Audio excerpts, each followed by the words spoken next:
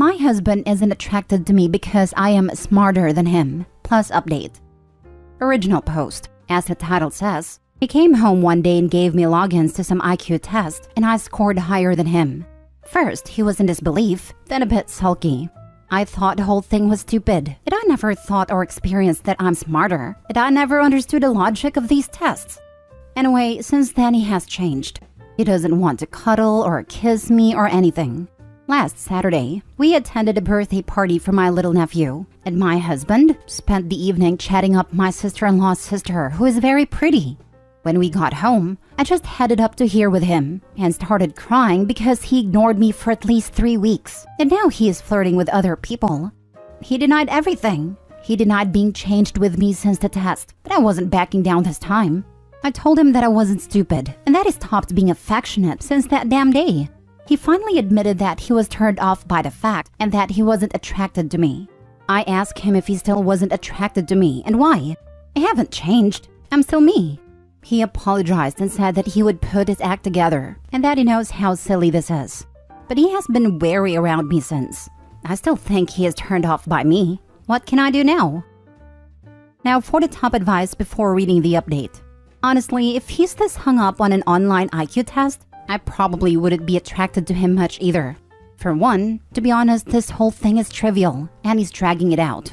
Secondly, to me this is a red flag that he views someone smart as an attractive. Then he flirts with someone else right in front of you? You should find someone smarter, who also treats you better. Edit. I've been getting a few comments about how splitting is a bad take here. But honestly, how do you come back from something like this? On top of telling her to her face that he didn't find her attractive anymore, he also openly flirted with someone else right in front of her. This isn't a "I didn't really like the gift my partner gave me" or a "I wish my partner would be more romantic" type of post. Yeah, flirted with someone at a family function too. Yikes. That is indicative of a low IQ. Who would have thought finding out is factually stupid would only make him more stupid, lol. And someone being turned off by intelligence? Honestly, isn't even a stupidity thing. That dude just wants a dumb lass to keep from feeling his actual worth, or lack thereof. It's like the ugly friend BS kids do in high school. I hate to be this person, but I couldn't trust him anymore. Seriously, he was flirting with someone right in front of you because he's mad that you're smarter than him. That's disgusting behavior. If you want it to work out, then couples counseling is a must. But really, ask yourself if you are attracted to him after his behavior. My spiteful butt could never put up with some of the men on this app. Is it spiteful to reject a disrespectful, stupid man though? Perhaps the dumb could be worked with, but not the disrespect. I feel you though. So many women post on Reddit all sorts of foolishness from men. It's ridiculous. Right? I've had instances where someone made genuine mistakes or messed up and worked through it because they tried their hardest to fix it. But disrespect is something I can't tolerate. Something like this also would show me how he thinks of women in general, and that alone would not make me feel right being with him after. The thought of him thinking I was dumber than him the whole time, and that's what was attractive, very strange and uncomfy to me. Now for the update. We are taking a break. So I told my husband that I have had enough. He has obviously had a change of heart, and I'm not gonna be there to witness him falling out of love with me. The mere thought is painful. He called me dramatic and said while his reaction was bitter and stupid, I'm taking a huge leap in the wrong direction, since he already acknowledged his mistake and is working towards being better. I told him that it wasn't true. He is still avoiding me like I'm a leper. I also asked to see his phone and found out he has been talking a bit too friendly to a coworker. It started immediately after this whole test thing, like he was determined to hurt me, or I don't know what he was trying to accomplish otherwise. In one of the texts, he complained that I was neglectful and full of myself. How ironic to pretend that I'm the neglectful one, when he has not even kissed my cheek in over a month. I felt it was a matter of time before he would cheat on me, and I'm not staying for that. So I asked him to move out. This morning he texted me that he loved me and that he was sorry. He didn't know what he was trying to prove to me or to himself, but that he loves me and finds me very attractive. I called BS, honestly.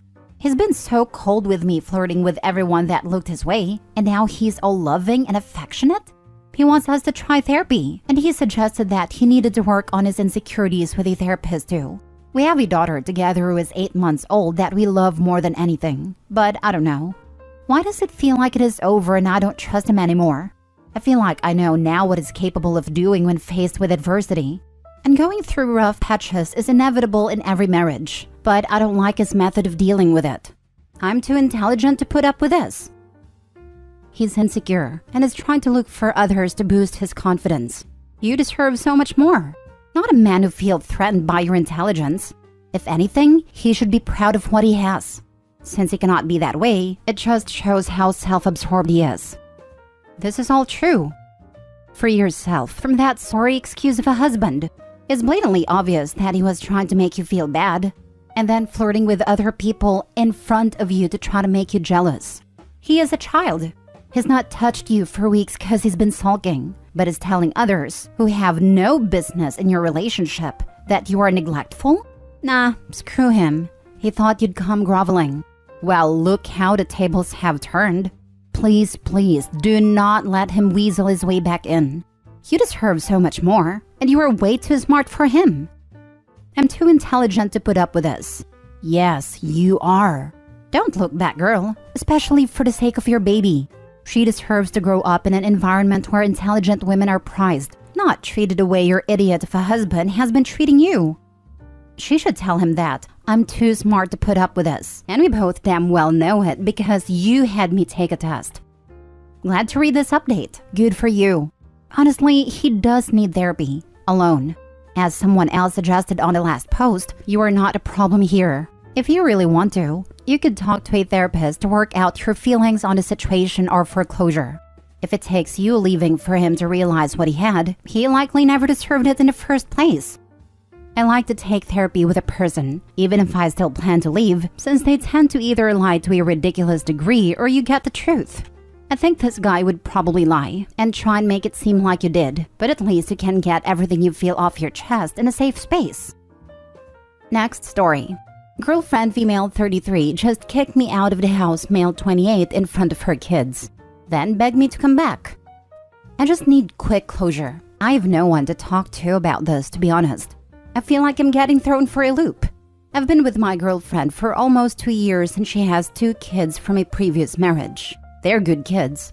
Girlfriend has some issues that she is working out in therapy, but to be honest, and I know it's one-sided since I'm the only one posting, but I'm her emotional rag doll.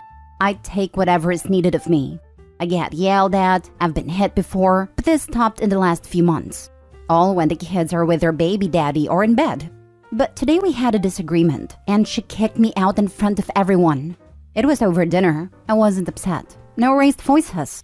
She told me I had 10 minutes to get my things and leave. So I do. I don't want to make a scene or get upset in front of the kids. I get a backpack with my work stuff and go. I try to ask if that's what she wants, and she says yes. Cue 5 minutes after getting on a highway, she calls me after putting the kids to bed. She is crying, begging me to come back. This is the 3rd time this has happened in a year, despite therapy. I tell her I'm going to stay with my parents, that I have told them that I am on my way to them. She tells me that if I don't come back and forgive her, that we're done. That unconditional love is getting kicked out and accepting her apology. That if I don't, I'm responsible for if she self-harms.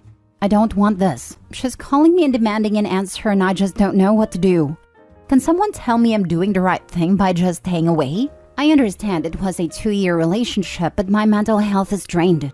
Thanks for reading. Now for the top advice. You're being abused, and it's horrible for kids. Get out and stay out. She's batshit crazy. Look up trauma bonding. Scene. You take her back and she is super happy. You take her into the bedroom and make sweet, sweet makeup love. You finish and are cuddling with her and she picks a fight with you. Cortisol, dopamine, cortisol, dopamine. The rapid succession drugs your brain and makes you addicted to her like a drug. She can do whatever she wants to you and you will always forgive her. She is your fix, and no other girl can make you feel that way. Speaking from personal experience, the only way out is to cut all contact. This is what my ex did to me. It took a lot to learn when I was truly upset, /anxious, /depressed about something that was happening, or when my body was just looking for a shot of cortisol. She can work through it, But if she's been in therapy for 2 years and no changes, I think she either isn't working at it because she has no motivation to, since you have come back after her crazy tirades, or needs a new therapist. You definitely need to stay away for your own sake, /health/sanity OP. This hit home for me. I'm in a similar situation and haven't had the balls to walk away because we have a child together and I'm a foreigner in her country, from the US living in Mexico. I can't fathom the idea of not seeing my kid, so I've been dealing. Any advice? I should probably do my own post. She's calling me and demanding an answer and I just don't know what to do. Block her number and sleep like a baby on your mama's couch. Your girlfriend is physically, verbally, and emotionally abusing you. Get away from her. That if I don't, I'm responsible for if she self-harms. This is called emotional hostage taking. It's manipulation. She will not hurt herself. It's just a bluff. People who say they will harm themselves generally don't. People who harm themselves don't tell people their plans in advance, so nobody can stop them. If she's saying she will do it but hasn't done it, it's just an empty threat to keep you her hostage. I would like to add that if on the odd chance it's not a bluff, and she does self-harm or worse, it's on her and not on you. You are not responsible at all for that. Do not cave into her emotional blackmail. But a wellness check for her and kids should be made. If she does follow through, the kids are in harm's way. If she is crazy enough, she could unalive the kids before herself. Agreed on a wellness check. Also, getting in touch with a baby daddy and therapist may also be advised. Baby daddy could take the kids, while ex has a meltdown and therapist is legally obligated to contact authorities if their patient is threatening and considering self-harm or harm of others. I don't know who told her love was unconditional, but that's not how relationships work. Love is conditional on mutual respect, good communication, and tons of other things. Last story. I possibly caused my wife's ex-husband unalive himself. I, 32 male, and my wife, 36 female, have been together 5 years. We have zero infidelity issues, and I never had any relations with her, emotional or otherwise, before her and her ex divorced. I help co-parent, and I have never had a bad word between myself and her ex. In fact, I've scolded their children for talking bad on their father in my presence. However, a couple weeks ago, we were having a party for one of the kids having come in the top 10 of national competition here in the USA. We were talking to my stepson about his achievement and how when he's successful, he's gonna be such a catch. And their dad spoke up and said, "Yeah, you will have your pick just like your old man. You won't have to settle for a used pole-like wife. Speaking of which, how you liking that wallet-out thing, Opie?" I was at a loss for words. Not only this come out of left field, but it ticked me off immensely. I wanted to beat the heck out of the guy, but he's a leg amputee with diabetes and I had a bunch of children there. So, I reacted with the only thing I could without messing up my relationship with stepkids and looking like a bully. I used a comeback I heard years ago and told him, to be honest, I was worried about that at first, but after the first inch, the other 9 felt brand new. I'm gonna be honest, the rage filled his face was intoxicating. I also was really wanting to throw down, but when one of his family member, a female cousin I think, started laughing at my comeback, he tucked his head in shame and eventually slinked to his car and just left. A few days later, he took a large amount of pain medication and didn't make it. I found out later from my wife that he had a very small member, and apparently, he had been intimate with female cousin when they were teenagers, hence why she burst out laughing. They say hindsight is 20/20, and seeing how upset my stepkids are, I feel bad like I caused this. I had to defend her in some way, but maybe if I had just yelled about how inappropriate saying that was, or scolded him like a child, this wouldn't have happened. Was I wrong? Or was this just karma or happenstance? Honestly, don't know where to go from here. Just trying to help the kids through this without them feeling like I'm trying to take their father's place or something. It's an unfortunate situation, but I honestly doubt your one comment is what sent him over the edge. He obviously already had some deep-rooted issues. I guess he had issues. I'm still at a loss why he would say something like that at all. We never had a bad word between us, nor did I say anything about him, especially in front of the kids. The wife sure enough let it know she wasn't a fan. I honestly wonder if he felt I was upstanding him in that department.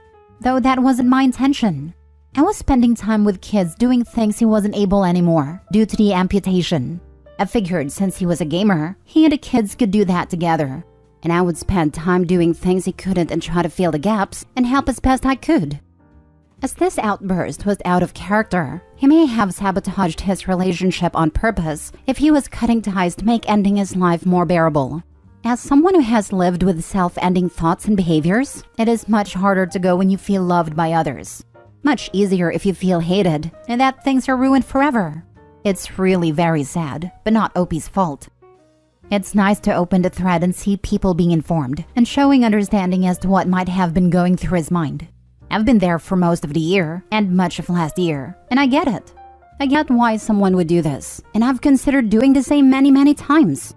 Just because you're staying with a ship doesn't mean your friends have to sink with you, so you throw them onto the dingy for their sake. OP, it's not your fault. I think you've hit the nail on the head. I've had a fair share of my dark days, and while it wasn't a conscious decision, during those times I did a great job of angering all of my closest friends and relatives. It's definitely easier to hate yourself when you think everyone else does too. I'm thankful that I never made it as far as this guy did. But OP's comments had little, if anything, had to do with the ex's ultimate decision.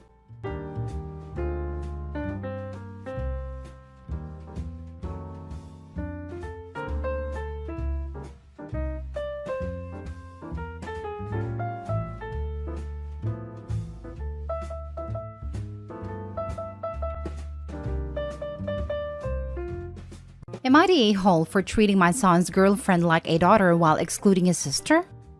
I, 60 male, have what I consider to be 4 children. My first wife had 2 children, Paul and Ruby, before we married. And because I loved her, I loved those children as my own. In our marriage, we had 1 child, Lucas. When Lucas was 4, my then wife decided that since we'd gotten married in our mid-20s, we had married too young, and that she needed time to figure herself out. It devastated me, but we remained cordial and we've been amazing co-parents. For all those years, I've treated Paul and Ruby like my own children and they have keys to my home. The problem now has to do with Charlotte, my youngest son's girlfriend. Charlotte and Lucas have been friends since they were in 7th grade, and they started dating in 9th grade. Me and my current wife became legal guardians of Charlotte due to maltreatment at her house, and we unofficially adopted her when she was 14. She's my 4th child. For all of my children, I paid for their college education, got them cars on their 16th birthdays, you name it. Lucas and Charlotte went to medical school and I paid for their tuition. They're in residency now and I paid a rent for both of their apartments. My ex-wife likes Charlotte, but the other day she told me she needed me to start helping Marissa the way I help Charlotte. I was shocked, because in the more than 30 years I've known her, she's never demanded anything. And Marissa is the child she has with her current husband, so I don't feel any obligation towards Marissa. I told my ex-wife that Marissa is not my child, and that I want the best for her because she's the half-sister of 3 of my children, but I will not be contributing financially. I told my ex that whatever money she saved from me treating Paul and Ruby as my own children, she needs to contribute that savings toward Marissa. I mentioned how she didn't have to pay for anything regarding the 2 of them at the time she's known me. Her response was that Charlotte is not my daughter until Lucas marries her, and that I'm punishing Marissa because of who her father is. I could afford to help Marissa, but I'm choosing not to. And I've never had a fight with my ex until now, and it makes me concerned about how Lucas will view me or already views me for not helping his sister out. What should I do? Now for the top comments. So to clarify, Paul and Ruby are not biologically yours. That being said, you treat them and pay for them as if they were biologically yours, because they existed prior to your marriage to your ex-wife. Incredibly kind and generous. Especially then ex-wife split-ended things with you.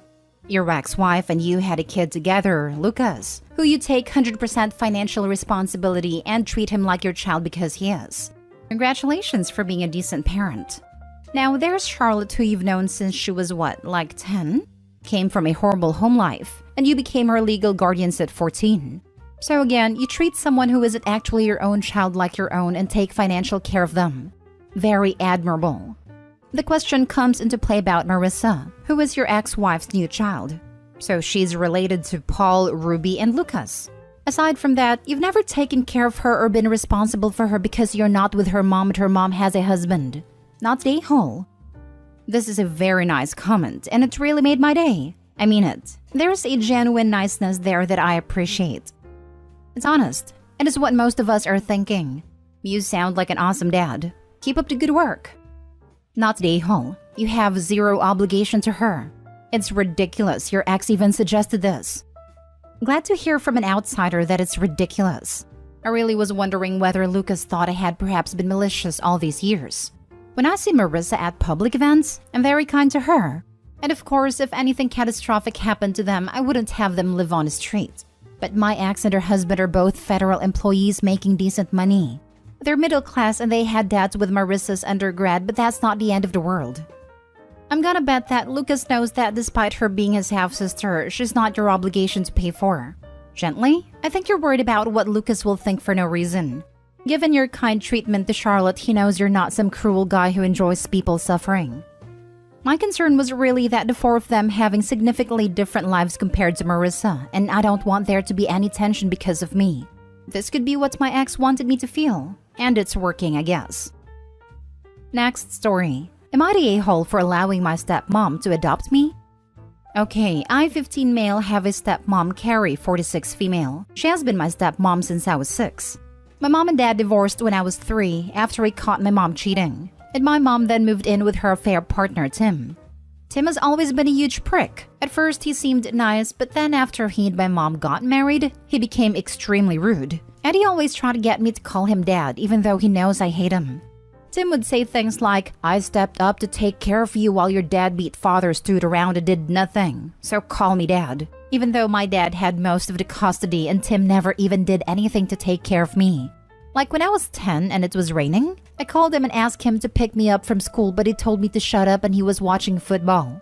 So I had to walk home in a t-shirt and shorts while it was raining, and then when I got home, my mom yelled at me for being wet.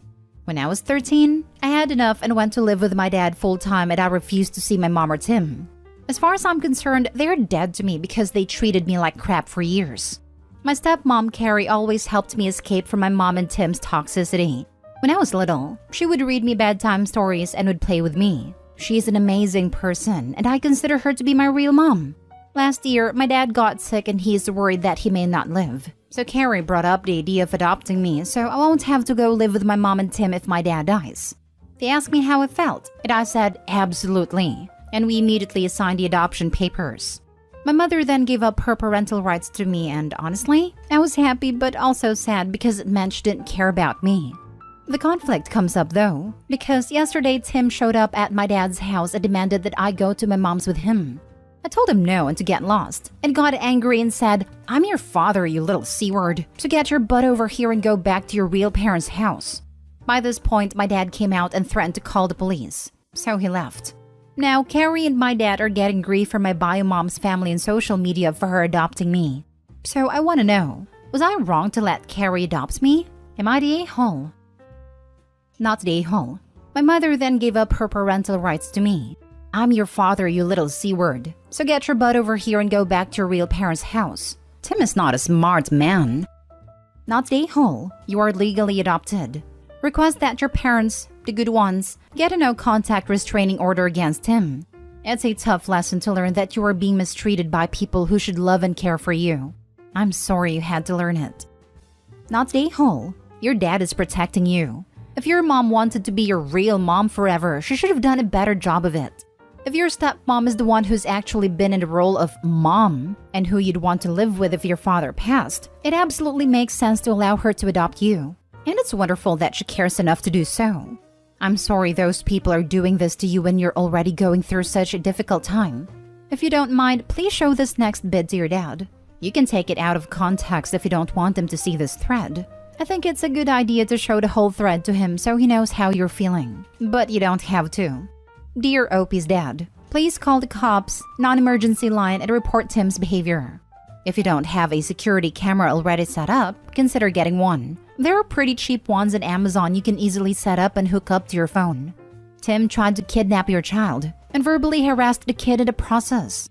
If your kid had been home alone, there's no saying what would have happened and it could have been really dangerous. That's well worth a police report. Next story. Am I the a-hole for kicking my mom's boyfriend and his kids from the house I inherited after my mom's death? They went to a homeless shelter.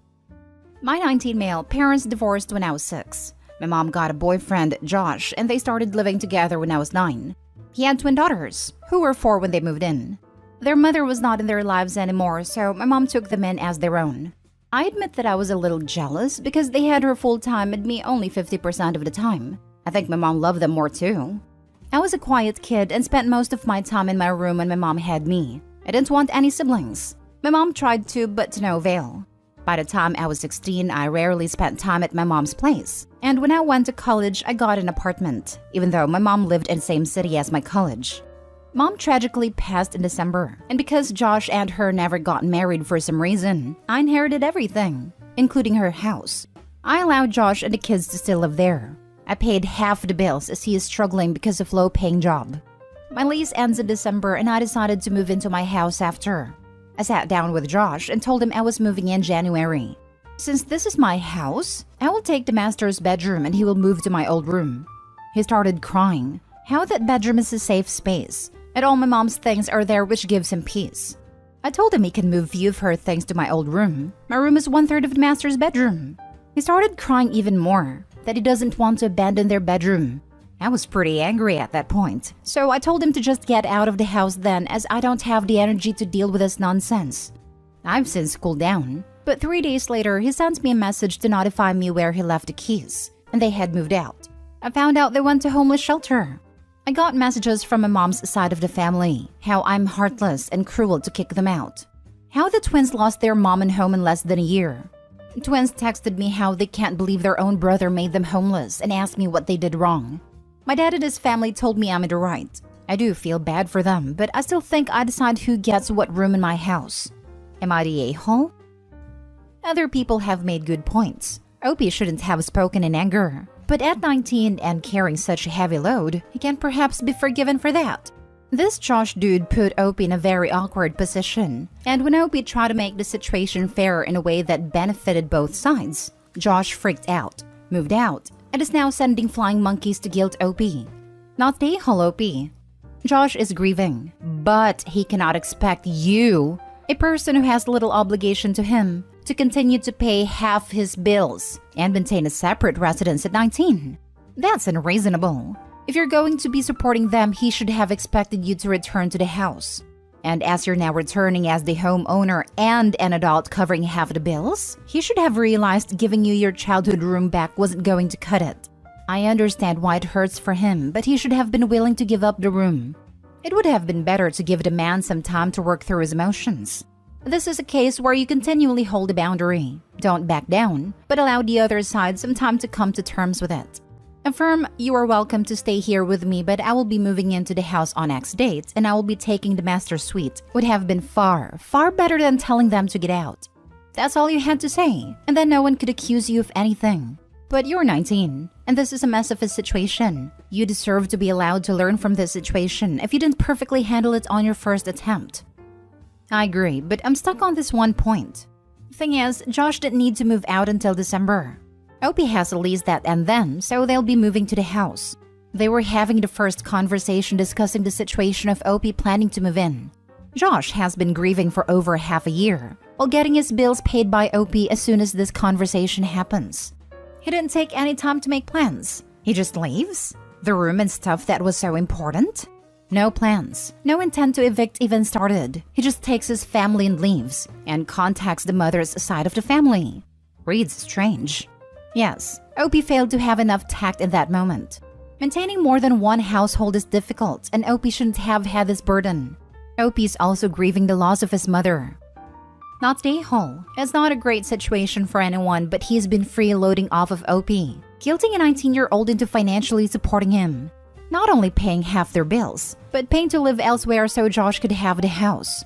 You're entitled to live in your own house, and you're especially entitled to the master bedroom. Josh tried to guilt Opie and bailed when that failed. Last story. Am I the a-hole for kicking my sister-in-law out for eating my order?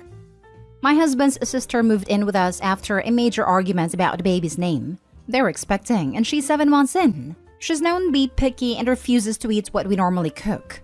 We only cook her favorite food, which I can't eat due to allergies. So every day at dinner, I have to figure out what to eat since she only eats food that I'm allergic to. Last night, my husband agreed that he'd cook for her and cook for us together separately.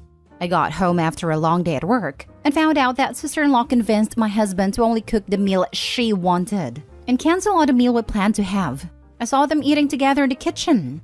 My husband apologetically said his sister convinced him to eat with her and not cook the meal I wanted us both to have. I said it was fine, then went to order some food from the restaurant.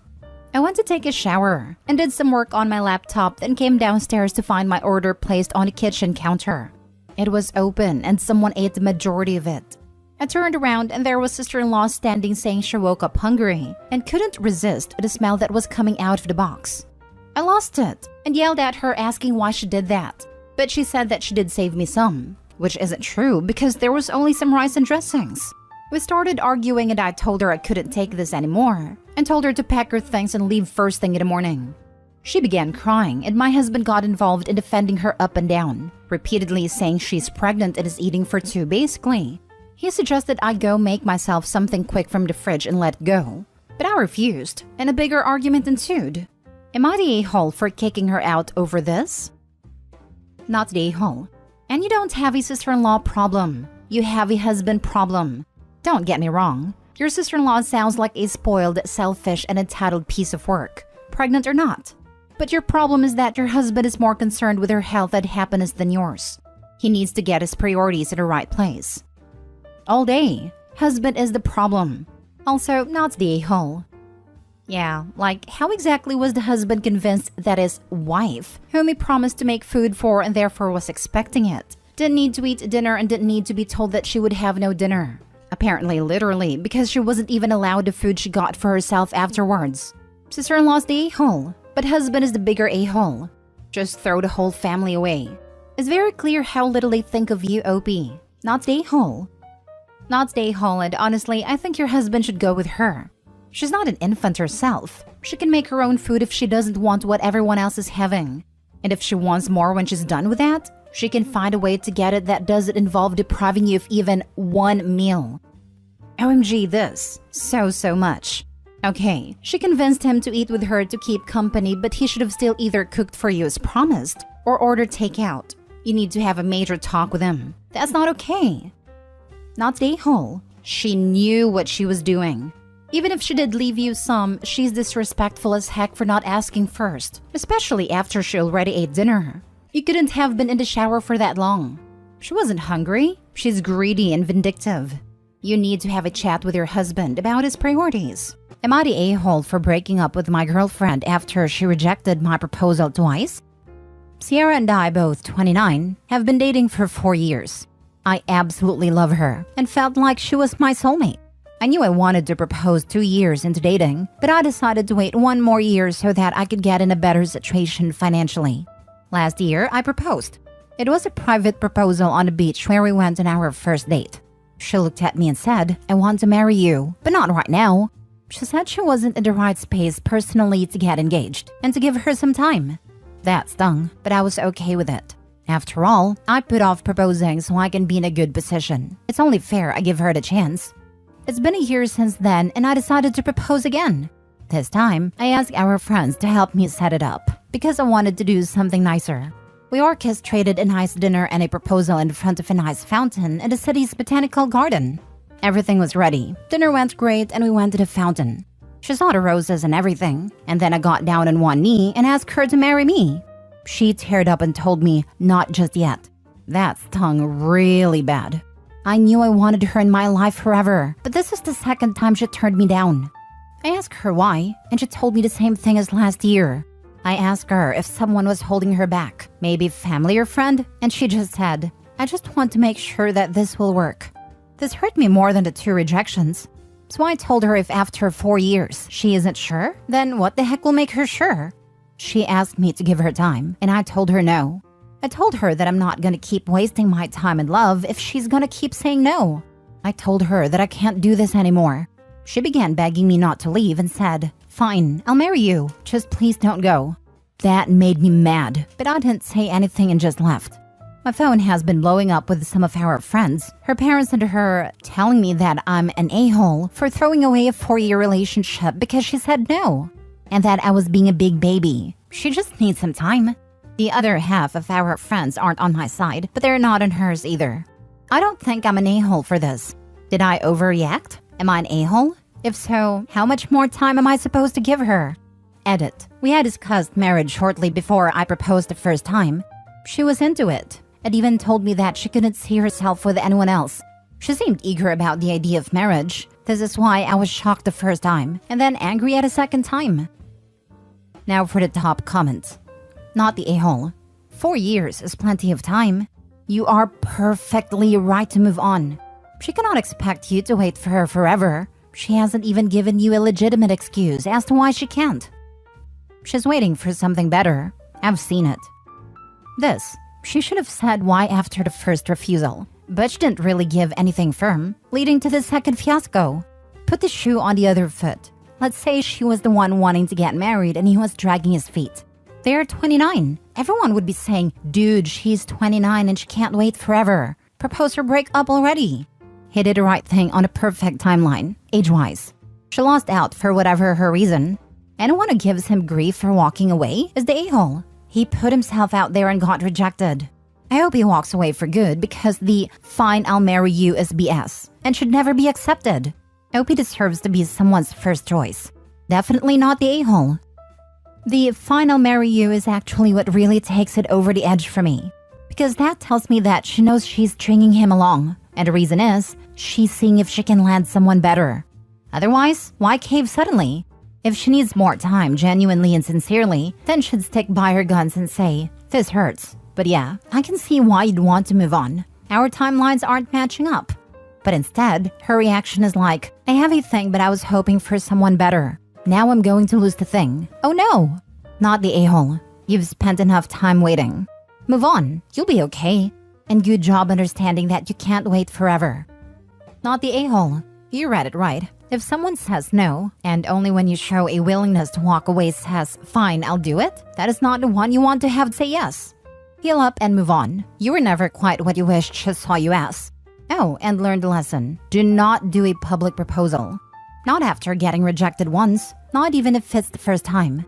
Not unless you talked about it in advance and you know she's going to say yes. The second proposal wasn't public. Our friends helped us set it up, but it was just her and I. I never liked the idea of public proposals, as I wouldn't want someone to say no and have everyone stare at me after. It sounds like you had the appropriate attitude toward both marriage and proposals.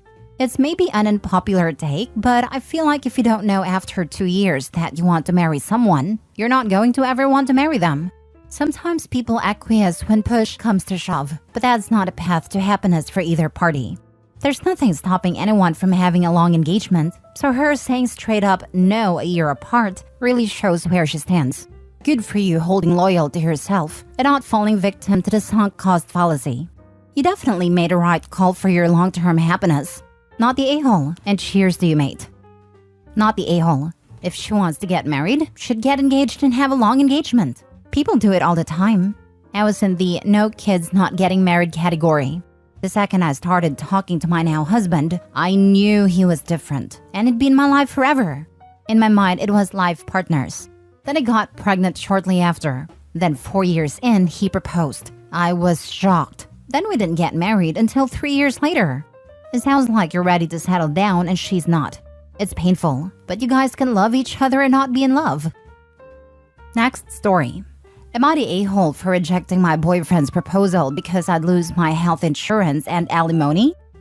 I, 44 female, divorced my ex-husband, 47 male, 2 years ago and have been dating my boyfriend, 45 male since. No cheating. My ex and I were fighting a lot, but the divorce was less litigious than expected. My ex-husband James and I were married for 21 years. And in the state of Massachusetts, I, as his ex-spouse, was able to stay on his group health insurance. In addition, the judge ordered that since I stayed home to raise our 4 kids, 21 male, 19 female, 18 male, and 16 male, that I get alimony for life or until only I, not my ex, remarried. In terms of health insurance, I'd lose it if either James or I remarried. However, James has been very open about the fact that he hates the idea of marriage or marrying again, even more than he hates me still be covered under his health insurance policy. His exact words were, well, lucky for you, it's not emotionally or financially cost-effective for me to marry, just to get you off my health insurance. For the entire length of our marriage, part of the reason I didn't work is because my ex is a doctor. And after doing calculations, we realized I'd never make enough to even get close to covering the childcare costs for 4 kids.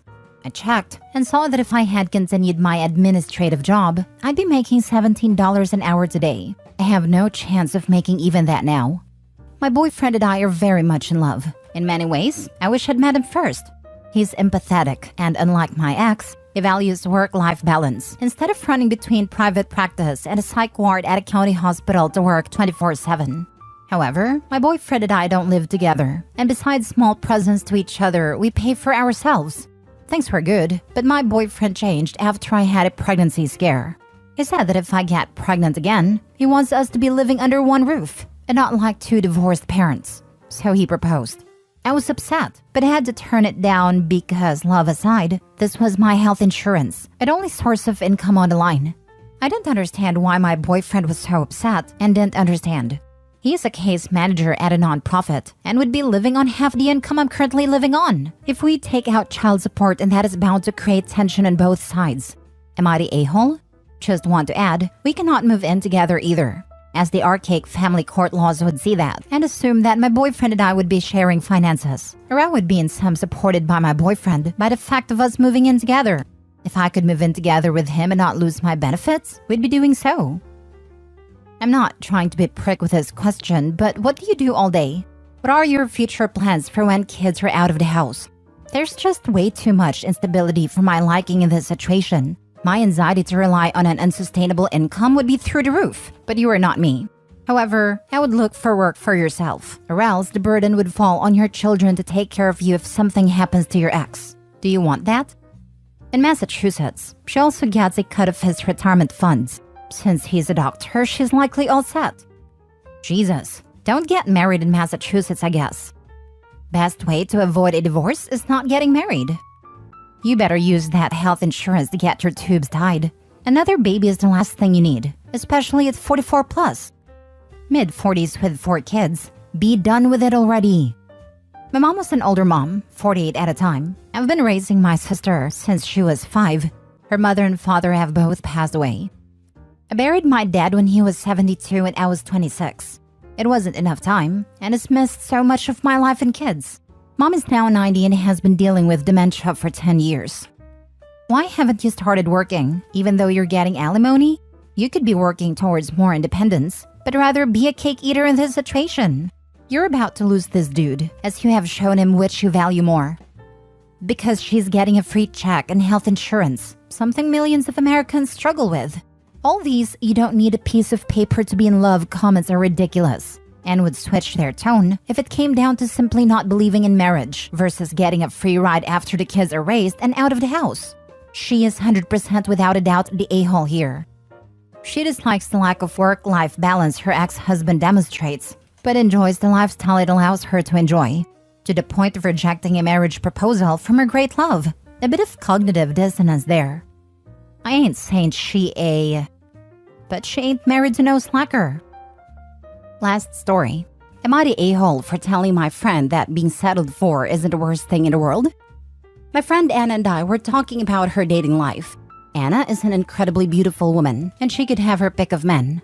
She broke up with her boyfriend because she was out of his league and he knew it. He would act in insecure ways. Anna stated that she didn't want to settle for someone less than the best. She asked me why would anyone settle, and brought up my marriage as a positive example of love. I told her that my husband settled for me, and he wasn't attracted to me, and we still had a happy marriage. Being settled for isn't the worst thing in the world. My husband Alan and I are happily married high school sweethearts. He was heavily bullied in middle and high school. When I moved into his hometown in sophomore year, I stood up for him. By the end of senior year, he had friends and he asked me to prom. 10 years later, we are happily married. However, I know that my husband doesn't find me attractive. I'm naturally taller and more muscular than the average woman. It's a huge insecurity of mine. A year after we married, my husband drunkenly confessed that he didn't find me attractive, that he prefers petite women with delicate facial features. But he was grateful for what I did and felt obligated to thank me, which is why he asked me out to prom, why we dated through college, why he proposed. He still loved me very much but wasn't attracted to me. The next morning he was hungover and had forgotten his confession. He doesn't drink much because he doesn't have a filter and tells the unvarnished truth. I felt crushed, but our marriage was very good otherwise. I never told him what he said that night. He was a great husband, and I don't think most men are attracted to the way I look anyways. I explained this all to Anna, and she was grateful for the advice. That night, Alan started crying. He was crying silently, but I woke up. I hugged him and asked what was wrong, and he admitted he overheard our conversation. I didn't expect him to overhear since I was in the basement, but he heard his name and decided to listen in. I apologized for hurting his feelings, but it just made him sob harder. I don't know what I did wrong / if I did anything wrong. Am I the a-hole? Edit. I wasn't advising Anna to settle. She would never be happy settling for someone. I just told her that settling isn't the worst thing in the world, and my marriage is one of settlement. My husband settled for me and we're happy. My advice was to stay true to herself and her beliefs. If she's not happy, then the relationship can't move forward. Now for the comments. Not the a-hole, but you need to talk to your husband about this. Either he is really struggling with guilt about his confession, or is really triggering with unhappiness in this relationship. And either way, you two need to talk about it. Also, Hugh, you are a saint for dealing with that confession so gracefully. I have tried to talk to him about what he overheard. He has just started crying, sometimes even sobbing, and I just comforted him. I didn't want to hurt him more, so I've left the topic alone for now until he can tell me how he feels. I don't think he's unhappy in our relationship, but you never know. I wish I was a saint. It would probably hurt less, but I love my husband and didn't want to hurt him by bringing up his confession ever. I don't think you are the a-hole in this. Absolutely not in any way. But I am curious if your husband ended up talking to you about it? No, we haven't really gotten around to it. He's been down for the past few days, and any time I've tried to gently prod him, he started crying and I comforted him. I've decided to leave it alone until it feels comfortable to talk, but I feel guilty in case I did something wrong to hurt him that deeply. You didn't do anything wrong. You've handled this much more kindly and gracefully than is reasonable to expect from anyone. What he's going through right now is 100% about his feelings, and nothing to do with anything you've done wrong. He may finally be processing what it means to both of you. For him to have felt that way, communicated it, then forgotten and lived with a secret that wasn't actually secret. There's probably sadness, grief for what could have been in a few different directions, guilt, shame, unworthiness of the love you offer. All sorts of feelings would be swirling. I saw in another comment that you plan to bring it up with him tomorrow. I would suggest that you actually give him notice tomorrow and ask him to set a time to discuss it so he can gather his thoughts. You could say something like, I've noticed you're struggling and you're resisting talking about this, but we need to talk it through. Whatever you're feeling about it, I want to know and I want to work through, whatever it means for us. I've shown you that I'll still love you and be there for you since hearing it. Please be there for me and tell me what's happening for you. It doesn't have to be now, but we need to talk about it. Do you want to talk now or on Saturday afternoon, or whatever would be a suitable time that gives him a few days to think things through / gather his thoughts? Then when you've set a time, drop it fully until then. Go about your days. Don't try to comfort or discuss it unless he brings it up. Just let him process how he needs to. If he can't talk about it, you need to get into couples therapy with individual sessions first, so he can get it all out without fears of hurting you more with poorly chosen words. Not the a-hole, but honestly, you deserve better than this. It's your call if you accept it, which you clearly have until now. But you're a beautiful soul, and someone out there would find you incredibly attractive. There are 8 billion of us. You're someone's cup of tea. Maybe it doesn't matter that much to you, but it isn't impossible. And you do deserve to feel desired and attractive.